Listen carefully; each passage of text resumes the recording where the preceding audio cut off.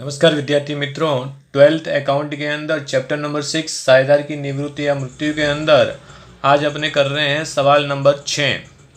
तो सवाल के अंदर आपको रोहित, मोहित और विराट 3 साझेदार दिए हैं और इसके अंदर से रोहित जो है वो निवृत्त हो रहा है।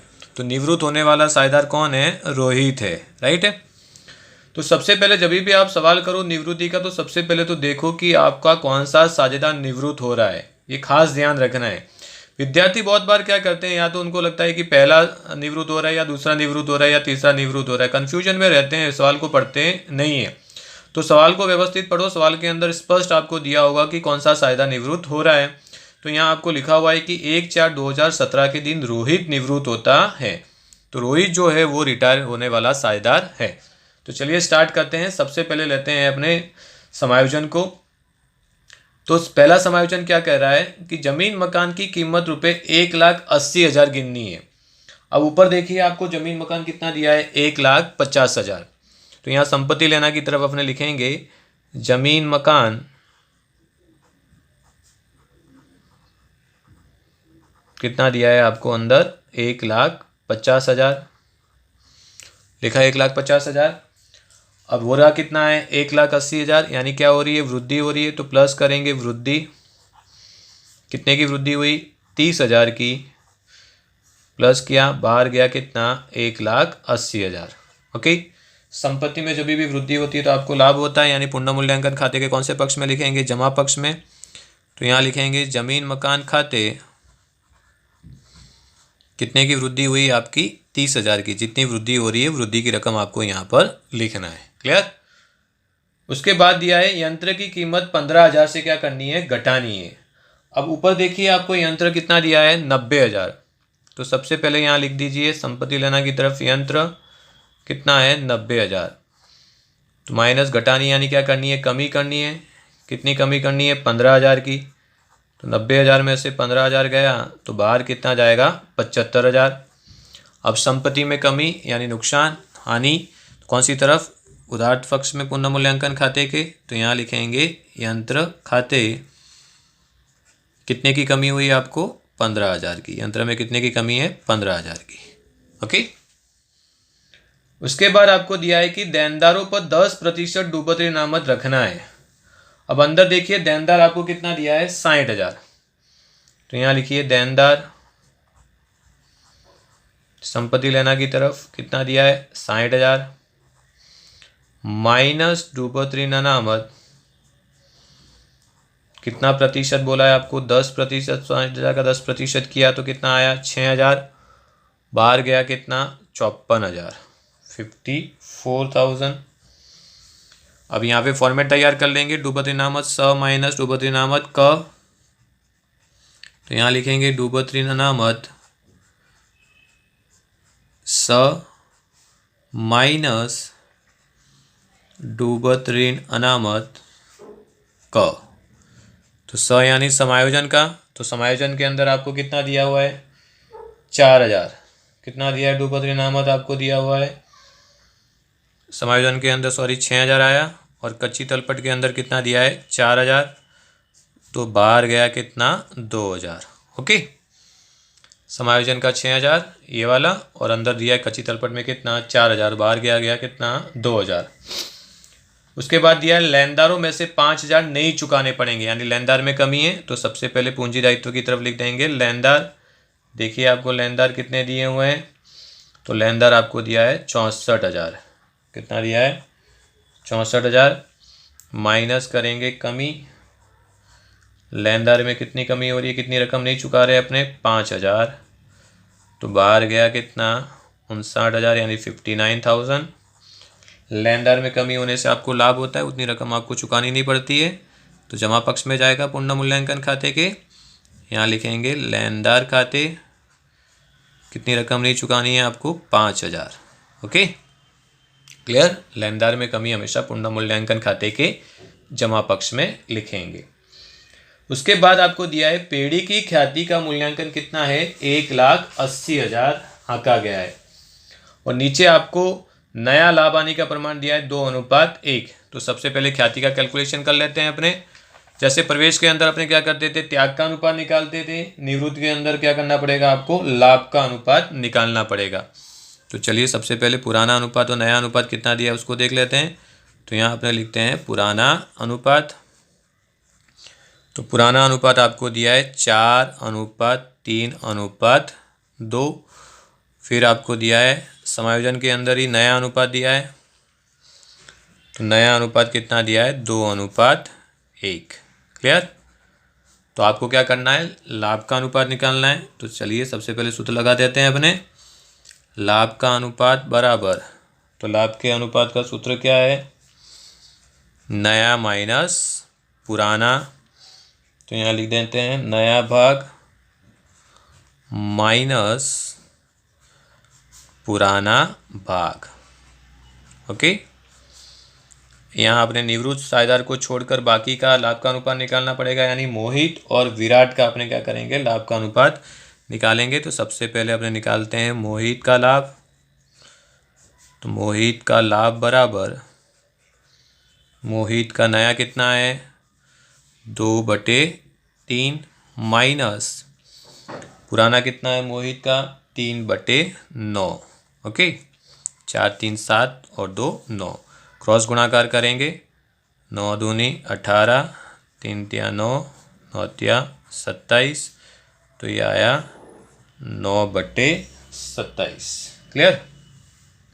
अब अपने किसका निकालेंगे, विराट का। तो यहाँ लिखेंगे विराट का लाभ।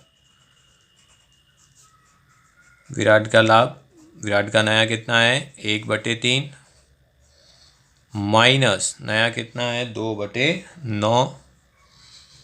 क्रॉस गुणाकार करेंगे, 9 1 9, 3 दूनी 6 और 9 तिया 27।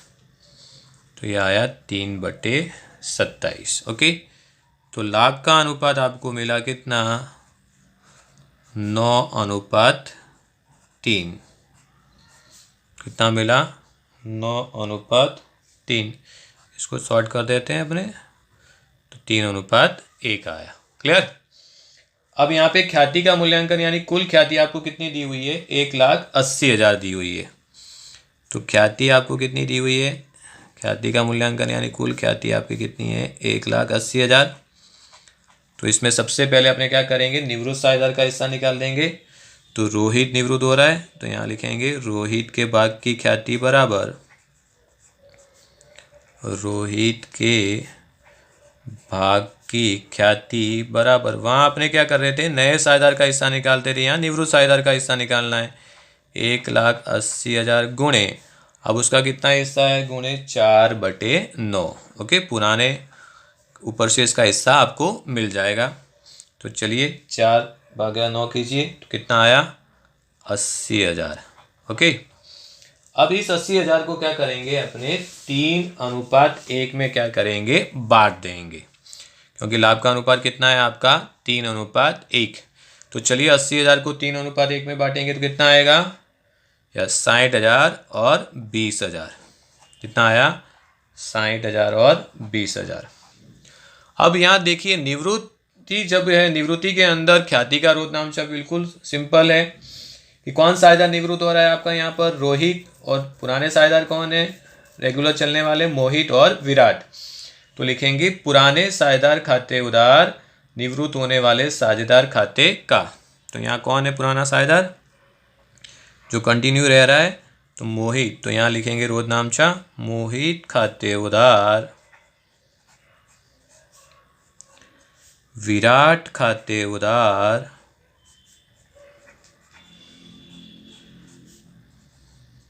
और निवृत्त कौन हो रहा है, रोहित। तो यहाँ लिखेंगे रोहित खाते का। क्लियर। ओके। तो क्या लिखा आपने, मोहित खाते उधार विराट खाते उधार रोहित खाते का। रकम कितनी है यहाँ पर, 60,000 मोहित, 20,000 विराट, और टोटल कितना है, 80,000। क्लियर। राइट। तो यहाँ मोहित और विराट कितना देगा रोहित को, 60,000 और 20,000। अब इसकी अपने क्या कर देते हैं, खतौनी कर देते हैं।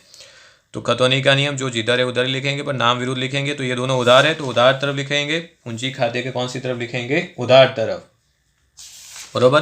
पर नाम क्या लिखेंगे अपने, रोहित खाते करके मोहित और विराट के अंदर इसका लेखा किया जाएगा। तो यहाँ लिखते हैं रोहित खाते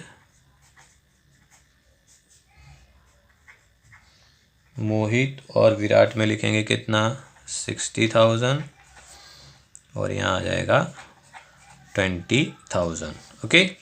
और जमा पक्ष में अपने क्या लिखेंगे, मोहित खाते और विराट खाते करके किस में लिखेंगे, रोहित के अंदर लिखेंगे। किस में लिखेंगे, रोहित के अंदर, निवृत्त होने वाले साझेदार के अंदर। क्लियर। तो ये हो गई आपकी ख्याति की एंट्री। चलिए नेक्स्ट चलते हैं। लास्ट में आपको क्या दिया हुआ है, लास्ट समायोजन देखिए, रोहित को 20,000 तुरंत चुकाने हैं। अब जब भी आप निवृत्ति करते हो तो खास ध्यान रखो कि निवृत्त साझेदार को जो डिफरेंस है वो दो प्रकार से चुकाया जाता है, या तो आपको रोकड़ में चुकाया जाएगा या लोन के रूप में चुकाया जाएगा। बहुत बार रोकड़ और लोन दोनों हो सकता है। तो यहाँ उन्होंने क्या कहा है कि 20,000 रोहित को क्या करना है, तुरंत ही चुका देना है, यानी रोकड़ में चुकाना है। तो यहाँ रोकड़ खाते करके रोहित के अंदर कितना लिखेंगे, 20,000 लिखा। और रोकड़ खाते के कौन से पक्ष में लिखेंगे, रोकड़ या बैंक खाते के कौन से पक्ष में लिखेंगे, अपने जमा पक्ष में लिखेंगे। क्या लिखेंगे, रोहित खाते, क्योंकि उतनी रकम आपने क्या की है, तुरंत चुका दी है। तो यहाँ रोहित खाते करके कितना लिखेंगे, 20,000। क्लियर। तो ये हो गया आपका समायोजन। चलिए चटाक से अपने क्या करते हैं, सिंगल सिंगल एंट्री करते हैं। सबसे पहले पूंजी दायित्व की साइड को पकड़ लेते हैं। तो सबसे पहले क्या दिया है, पूंजी। तो पूंजी खाते के कौन से पक्ष में लिखते हैं, जमा पक्ष में। क्या करके लिखेंगे, शेष आगे लाए। कितनी है, 1,60,000। उसके बाद दिया है 96,000। उसके बाद दिया है 80,000। क्लियर। उसके बाद दिया है आपको अनामत फंड। तो अनामत फंड अनामत है, इसके लिए बांटना पड़ेगा। तो सभी साझेदारों के बीच में क्या करेंगे, अपने बांटेंगे। यहाँ सभी साझेदारों के बीच में बांटना है, कौन से अनुपात में, पुराने अनुपात में। तो चलिए 45,000 को 4:3:2 में बांटें। कितना आया बेटा, यस, 20,000, 15,000 और 10,000। उसके बाद आपको दिया है कारीगर मुआवजा अनामत। तो कारीगर मुआवजा अनामत पर क्या करना पड़ता है, बांटना पड़ता है। तो ये भी अनामत है, इसके लिए बांटेंगे। कारीगर मुआवजा अनामत पुराने अनुपात में बांट दीजिए। कितना है, 13,500 को 4:3:2 में बांटिए। चलिए कितना आया, यस, 6,000। दूसरे का कितना, 4500 और ये कितना हो गया, 3,000, 13,500। क्लियर। उसके बाद आपको दिया हुआ है क्या, साझेदार की क्या दी हुई है, लोन दी हुई है। और यहाँ पे रोहित और मोहित की लोन दी हुई है। तो रोहित क्या हो रहा है, निवृत्त हो रहा है।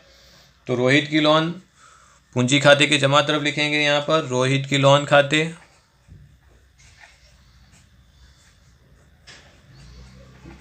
कितनी है लोन रोहित की, 10,000। क्लियर, 10,000 ऑलरेडी लोन है ही है उसकी। और मोहित की लोन वो अपने लिए क्या है, दायित्व है। तो दायित्व की तरफ लिखेंगे इसका लेखा, मोहित की लोन खाते, मोहित की लोन खाते जो चालू साझेदार है। कितनी है मोहित की लोन, 16,000। ओके। उसके बाद आपको दिया है लेनदार। तो लेनदार की एंट्री अपने ऑलरेडी कर चुके हैं। चलिए संपत्ति लेना की तरफ चलते हैं। तो सबसे पहले संपत्ति लेना की तरफ क्या दिया है, ख्याति, यानी पुरानी ख्याति। पुरानी ख्याति को साझेदार के पूंजी खाते के उधार तरफ पुराने साझेदार के बीच में पुराने अनुपात में क्या करेंगे, बांटेंगे। तो चलिए 36,000 को 4:3:2 में बांटिए। कितना आया बेटा, यस, 16,000, 12,000 और कितना, 8,000। ओके। उसके बाद जमीन मकान। तो जमीन मकान की एंट्री हो चुकी है, यंत्र की एंट्री हो चुकी है। स्टॉक जो बाकी है उसको लिखना है, स्टेप बाय स्टेप चलना है ताकि कोई भी गड़बड़ ना हो। ओके, कोई भी एंट्री छूटे नहीं। तो स्टॉक आपको कितना दिया है, 85,000। उसके बाद देनदार, तो देनदार हो चुका है बैंक, तो बैंक खाते यानी प्रारंभिक शेष दिए तो उसको उधार तरफ लिखेंगे, शेष आगे लाए। ओके, रोकड़ या बैंक की प्रारंभिक बाकी को रोकड़ या बैंक खाते के उधार तरफ लिखा जाता है। कितना है? 63,000। उसके बाद दिया आपको विज्ञापन अभियान खर्च, तो एकत्रित हानि है, तो इसको क्या करेंगे? पूंजी खाते के उधार तरफ बांटना पड़ेगा। तो यहाँ लिखते हैं विज्ञापन अभियान खर्च। ओके, अभियान खर्च कितना दिया है आपको? 4,500, उसको बांटो 4:3:2 में, कितना आया? 2,000, 1,500 और कितना है बेटा? यस, 1,000। ओके, तो एकत्रित हानि को पूंजी खाते के उधार पक्ष में क्या करते हैं? बांटते हैं। तो सभी एंट्री हो गई। अब क्या करेंगे? स्टेप बाय स्टेप खातों को बंद करेंगे। तो सबसे पहले अपने बंद करते हैं पुनः मूल्यांकन खाते को। तो यहाँ 30 और 5 कितने हो गए? 35,000, यानी जमा पक्ष का टोटल अधिक है तो उधार तरफ डिफरेंस आएगा, तो उसको क्या कहेंगे? अपने लाभ। राइट, लाभ को क्या करना है? अपने को बांटना है। इसको अपने कौन से खाते ले जाएंगे? पूंजी खाते ले जाएंगे। तो यहाँ अपने लिख सकते हैं पूंजी खाते, तीनों के बीच में बांट देते हैं, रोहित, मोहित और विराट। चलिए 35,000 में से 17,000 गया तो कितना बचा? बिल्कुल सिंपल है, तो ये आ गया आपका 18,000। कैलकुलेटर की ज़रूरत भी नहीं पड़ी है, तो ये हो गया 35,000। अब 18,000 को क्या करें आप? पुराने अनुपात में। यहाँ ध्यान रखें, लाभ और हानि सभी साझेदारों के बीच में वितरित किया जाएगा, अनाबद भी सभी साझेदारों के बीच में वितरित होता है। तो 4:3:2 में बांटें 18,000 को। कितना आया? 8,000, 6,000 और 4,000। ओके, अब इसको ले जाते हैं अपने कहाँ पर? पूंजी खाते के जमा पक्ष में। यहाँ लिखेंगे पुनः मूल्यांकन खाते। ओके, ब्रैकेट में आप लाभ लिख सकते हो। कितना आया? 8,000, 6,000 और 4,000। क्लियर? अब जब भी आप पूंजी खाता बंद करो निवृत्ति के अंदर, तो सबसे पहले आपको निवृत्त साझेदार का खाता बंद करना है, निवृत्त साझेदार का डिफरेंस निकालना है। तो चलिए, निवृत्त साझेदार कौन है? रोहित। तो रोहित के उधार पक्ष का टोटल करो, 1,60,000, 20,000, 60,000, 20,000, 6,000, 10,000 और 8,000। टोटल करो फटाफट, कितना आया? बताओ कितना? यस, 2,84,000। ओके, अब उसमें से रोहित का ये डिफरेंस अपने क्या करेंगे? घटाएंगे। तो यहाँ डिफरेंस जो आएगा, यहाँ लिखा हुआ है बाकी की रकम कैसे देनी है? लोन के रूप में देनी है, तो यहाँ लिखेंगे लोन खाते। ओके, निवृत्त साझेदार का डिफरेंस या तो रोकड़ या लोन खाते। तो कितना आया डिफरेंस? 2,46,000। तो ये आ गई आपकी रोहित की लोन। तो लोन अपने लिए दायित्व है, तो दायित्व की तरफ लिख देने का, इसको सबसे पहले एंट्री कर डालो, रोहित की लोन खाते। कितना है रोहित की लोन? 2,46,000। क्लियर? तो सबसे पहले आपको निवृत्त साझेदार का पूंजी खाता बंद करके डिफरेंस ले जाना है। उसको रोकड़ में कहा तो रोकड़ खाते, लोन कहा हो तो लोन खाते लिखना है। क्लियर? यहाँ टोटल लिख देते हैं 2,84,000। चलिए मोहित का टोटल करें। मोहित का टोटल कितना आया? 1,21,000 और 500। विराट का कितना है बेटा? यस, 97,000। डिफरेंस निकालें दोनों का, उसको अपने कौन से क्या करके लिखना है? शेष आगे ले गए। क्या करके लिखेंगे? शेष आगे ले गए। मोहित का कितना आया डिफरेंस बताओ? 1,21,500 में से ये घटाओ, कितना आया? 48,000। यहाँ लिख देते हैं 1,21,500। विराट का डिफरेंस बताओ बेटा कितना आया? 97,000 में से 28 और 29,000 घटाओ, यस 68,000। ओके, तो इसको बाकी के जो पुराने साझेदार यानी चालू साझेदार है उसको शेष आगे लेके करके लिखा। ये जो डिफरेंस आएगा वो यहाँ क्या करके लिखेंगे? पूंजी करके। क्लियर? नाम लिखेंगे मोहित और विराट। ओके, निवृत्त साझेदार का लोन खाते लिखा, बाकी का पूंजी खाते करके लिखेंगे। तो यहाँ कितना है मोहित का? 48 और इसका कितना है? 68,000। ये वाला डिफरेंस ले गए अपने, दोनों का टोटल कर देंगे 8,816 और 1,16,000।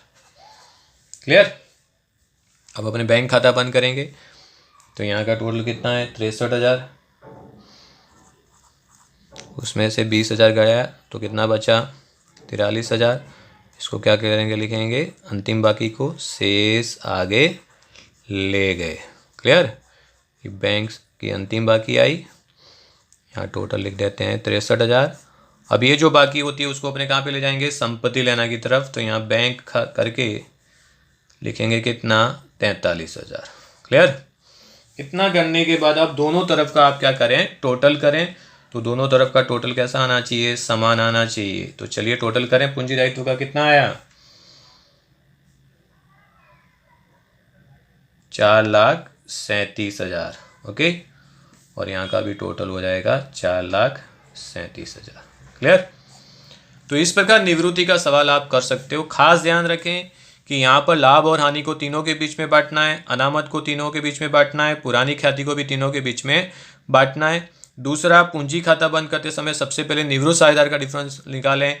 उसका डिफरेंस आपको जैसे कहा हो, रोकड़ में कहा हो तो रोकड़, लोन कहा हो तो लोन के रूप में, लोन हो तो उसको दायित्व की तरफ लिखें, और बाकी जो चालू साझेदार है उनका डिफरेंस शेष आगे लेके करके यहाँ पूंजी की तरफ लिखना है। ओके, होप सो कि आपको ये सवाल समझ में आ चुका होगा। Thank you very much. जय हिंद, जय भारत, स्वस्थ रहिए, मस्त रहिए।